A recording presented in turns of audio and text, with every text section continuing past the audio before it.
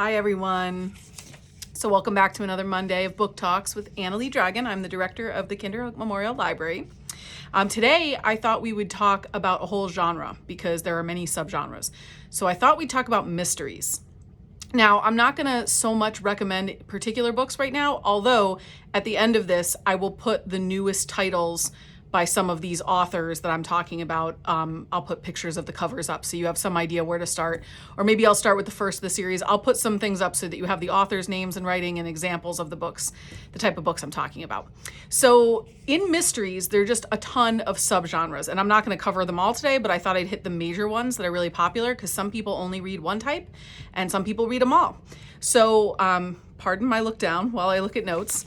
But the first type I wanted to talk about are cozy mysteries. And a lot of times people ask me what that means. And so the technical definition is that they're usually set in a small town. They have a very, that's where the coziness comes from. They have a very cozy kind of feel, small town.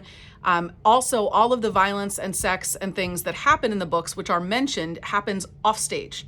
So you don't see people being murdered. You don't see blood and guts and gore. You don't see people having sex, but those things happen, or they're referred to often like secondhand, and it's really focused on the person trying to solve the mystery. So the best example I can think of when it comes to like a TV show like this is Murder, She Wrote, right? It was a not NCIS. It's not a procedural. There's not a lot of violence and gore, and I know for a lot of people that's a killer. They can't do killer, that's a funny turn of phrase at that point. They can't manage the gore and the violence and that stuff. And so the cozy mysteries might be the perfect thing for that person. These are the only ones I picked some covers of because I think they're adorable. Within cozy mysteries, there are some other kind of sub things. So a lot of times they either have desserts in the title and the subject. Cats is another one, or like knitting, sewing, quilting is another thing. So you'll see all different genres. One of the big name authors in this genre is Rita Mae Brown, and she co-authors with her cat Sneaky Pie. So what's cuter than that? So she writes a lot of mysteries that are cozies, and they're all related to cats and co-written by her cat, which she puts a picture of him on the back cover, which is adorable. So Rita Mae Brown is one, and then another one who you'll hear a lot about is Joanne Fluke, and she writes baked goods ones, dessert ones. So this is the wedding cake murder. And they tend to feature the same person, the same characters over and over, but she has like the double fudge brownie murder and the blackberry pie murder. So they're all about baking. And there's also a cat on the back here. So whatever it is with cozy mysteries, they love themselves some cats, which I do too. As a librarian, I think it's required. So anyway, those are some cozy mysteries. So if you're not into guts and gore, those are some people you might want to check out. Another kind of mystery is a police procedural. So this you're going to be really familiar with on TV because CSI, NCIS, all of those shows and the million spinoffs they have are all police procedurals. So the main kind of telltale markers of those is that they emphasize the investigative procedure of the police and talk a lot about police work, not just the crimes, but how the police relate to the crimes and the evidence and all of that. So some of the most famous of these write series around one detective a lot of times, or police officer. So Louise Penny, who just came out with a brand new one, is hugely popular in this arena, and her main character is Armand Gamache, and he is an inspector, and the book series, which have been going on for a long time, there's many, many, many of them, are all focused around him solving different crimes. Another author who does something similar is Donna Leone, writes a series about Inspector Guido Brunetti, who is actually a Venetian police officer. So that part's kind of fun. If you like travel in different settings, all of Donna Leone's books, which again, there's a ton of them, there's a series, they're all set in Venice. So you get a little travel mixed in with your police procedural.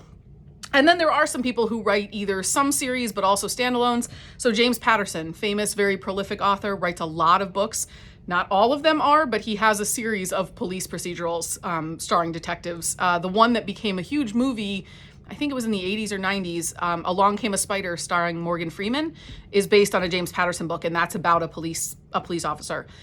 So he has works in there mixed in that are police procedurals, and if you're looking for which ones those are, let me know, and I will be happy to make you a little list out of all of the James Patterson books, because that we might use a whole ream of paper to print out, but I can tell you which ones are the police ones because it's easy to deduce.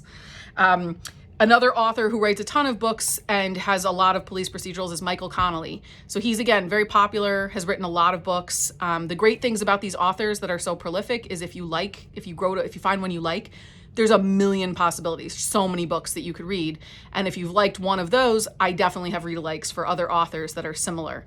So that covers our kind of police procedural subgenre. Another interesting one is spy and espionage mysteries. And so a lot of these involve, like, you think back and there's some Cold War era stuff with Soviet spies, and then they've been made into modern TV shows recently too. You've seen that with The Americans and a few other shows about that. There's something really intriguing about the idea of spying and espionage, and it does make you, if you read enough of these, it makes you start looking around you and wondering who's an agent and who's a double agent. So there's something that's always been really enthralling about that, which causes people to continue writing these books that are about spying and espionage. So some of the big names in that genre are Jean Le Carré is a pretty prolific author who writes a lot of spy espionage novels. Daniel Silva is another. We have a lot of his books here, and he's very popular. And then Olin Steinhauer is another one who has written spy espionage novels. Now, these lists of authors I'm giving you are not exhaustive. There are a number of other authors. These are just some of the big names that I think you might recognize, and maybe you've been thinking about checking out but weren't really sure which. It'll kind of depend on which genre you're looking for, really. So that's what I'm hoping to get across here, is the different kinds of books and authors. And then if you want more information about them, or maybe I'll do a specific week on each one of these and pull some of my favorite books in them.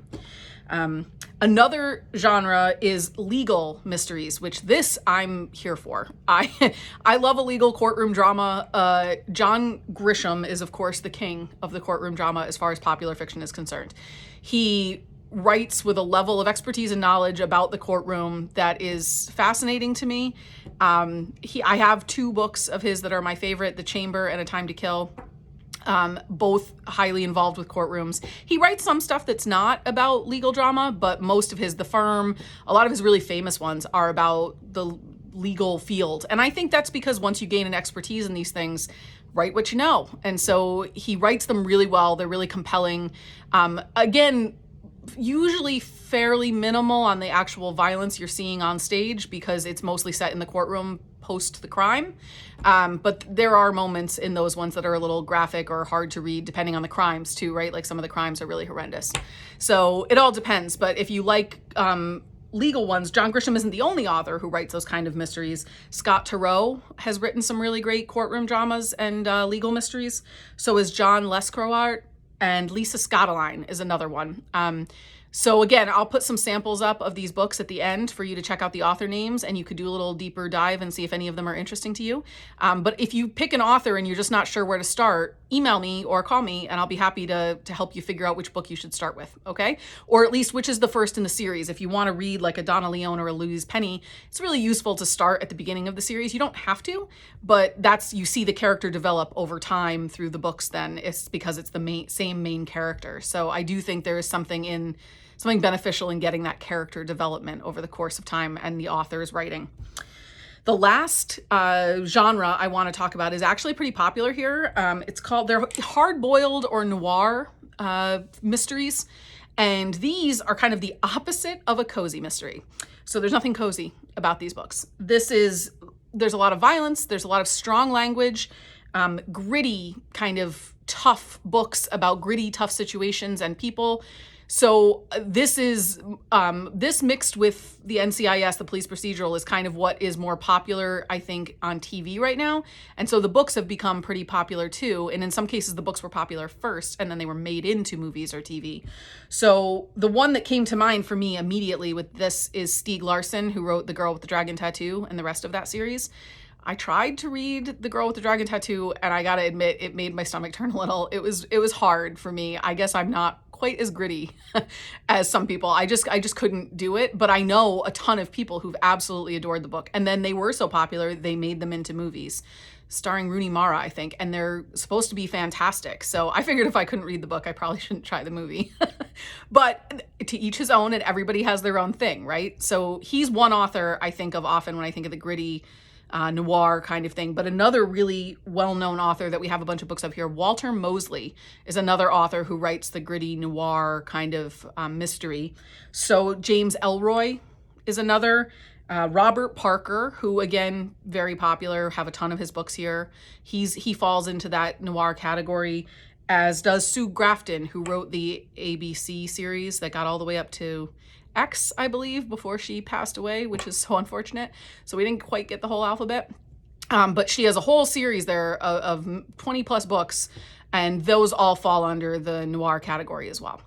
So I hope you have liked this little rundown of the different kinds of mysteries. I would love to hear which is your favorite.